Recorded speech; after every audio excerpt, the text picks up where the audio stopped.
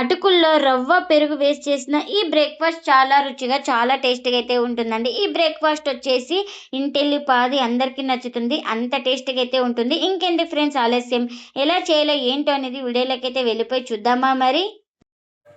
ఇంకా ముందుగా ఒక మిక్సింగ్ బౌల్ అయితే తీసుకొని అందులోకి 1 కప్పు అటుకులు అయితే వేసుకోవాలి.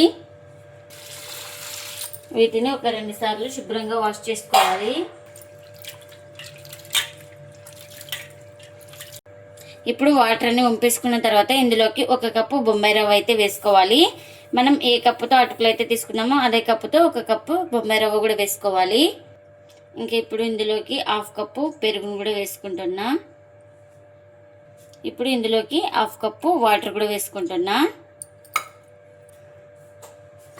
ఇంక ఇప్పుడు స్పూన్ తోటి మొత్తం ఇలా బాగా కలుపుకోవాలి. ఇంక ఇక్కడ మొత్తం 1 కప్పు వాటర్ అయితే పట్టింది మనకు. ఇలా మునిగే వరకు అయితే వాటర్ అయితే వేసుకోవాలి. ఇంక ఇప్పుడు ప్లేట్ అయితే పెట్టుకొని ఒక 10 నిమిషాలు పక్కన పెట్టుకోవాలి. మనకు రవ్వ అటుకులు అనేది సాఫ్ట్గా నానతాయండి. ఇంకా ముందుగా ఒక జార్ అయితే తీసుకొని ఇంకా ఇందులోకి వేయించుకున్న పల్లీలు అయితే వేసుకోవాలి. అలాగే పుట్నాల పప్పు కూడా వేసుకుంటున్నా.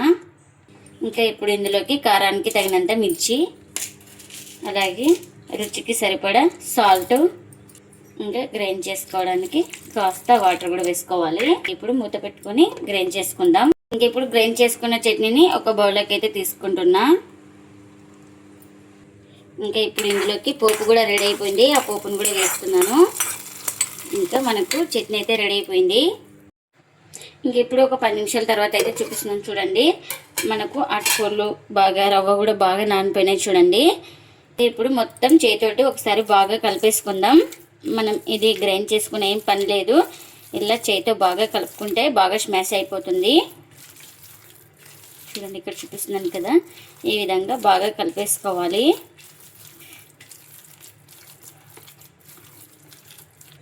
ఇలా మొత్తం చేతితోటి బాగా కలుపుకున్న తర్వాత ఇందులోకి రుచికి తగినంత సాల్ట్, అలాగే ఒక 1/2 టీ స్పూన్ దాకా జీలకర్ర, ఒక 1/4 టీ స్పూన్ దాకా వంట సోడాను కూడా వేసుకుంటున్నా.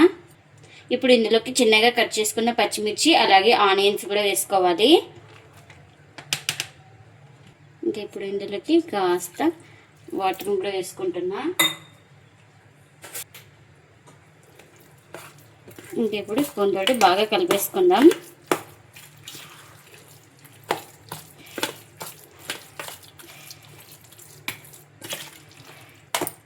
చూడండి ఇక ఇలా మొత్తం బాగా కలుపుకున్నాను. బ్యాటర్ అయితే ఇలా ఉండాలి. మనకు బ్యాటర్ అయితే రెడీ అయిపోయింది. ఇంకా నేను ఇక్కడ స్టవ్ అయితే ఆన్ చేసుకొని పొంగనాల పెన్నం అయితే పెట్టేసుకున్నానండి. పెన్నం కూడా హీట్ అయింది. ఇంకా ఇప్పుడు ఇందులోకి ఇలా కాస్త ఆయిల్ అయితే వేసుకోవాలి. మొత్తం అన్నిటిలోకి ఫిల్ చేసుకోవాలి ఇలా. ఇంకా ఇలా ఇప్పుడు ఆయిల్ కూడా వేసుకున్నాం కదా, ఆయిల్ కూడా హీట్ అయింది. ఇంకా ఇప్పుడు ఇలా ఫిల్ చేసుకుందాం చేయితోటే. ఇలా ఈజీగా వచ్చేస్తుంది. స్పూన్ కన్నా చేయితోటే ఫిల్ చేసుకుంటే.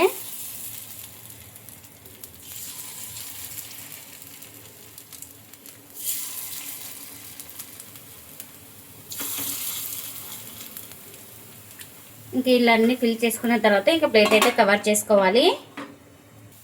ఇంకా ఇలా పైన మొత్తం తడి ఆరిపోయిన తర్వాత స్పూన్ తోటి ఇలా ఇంకొక వైపుకి అయితే టర్న్ చేసుకోవాలి.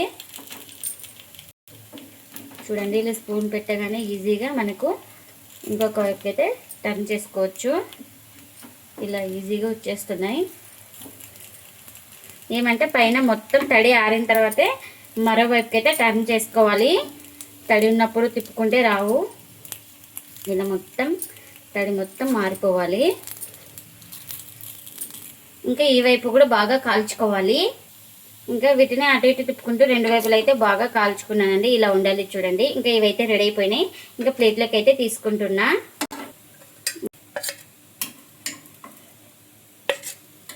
ఇంకెన్ని అయితే అన్ని ఇలానే చేసుకోవాలి. అటుకుల్లోకి రవ్వ వేసి చేసిన ఈ బ్రేక్ఫాస్ట్ చాలా రుచిగా, చాలా టేస్టీగా అయితే ఉంటుందండి.